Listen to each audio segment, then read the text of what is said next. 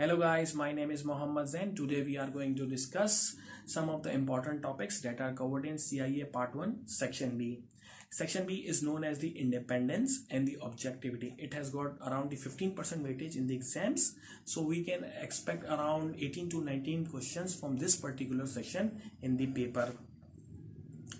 Definition of independence and objectivity is important to learn and understand because we can expect at least a question or a two on it. The definition of the independence and the objectivity is also mentioned in my book, which you can later refer on. The internal auditor has got the dual reporting responsibilities. The internal auditors must report functionally to the board of directors through the audit committee and administratively to the CEO of the company. Examples of the functional reporting and the administrative reporting is also mentioned in my book, which you can also refer later on at least once. There are 5 situations in which the impairments to the independence and the objectivity arises.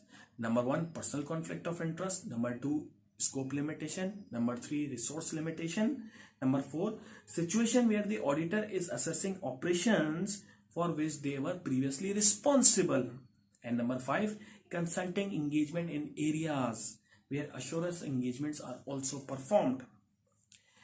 Internal auditors must refrain from assessing specific operations for which they were previously responsible.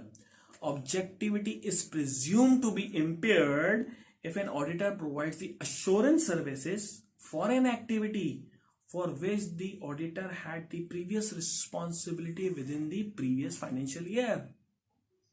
However, the internal auditor can provide the consulting engagements relating to operations for which they were previously responsible. If the independence is impaired in fact or even in appearance, then the details of the impairment must be disclosed to the appropriate parties. And who are the appropriate parties? Number 1, the board, senior management, and the concerned department.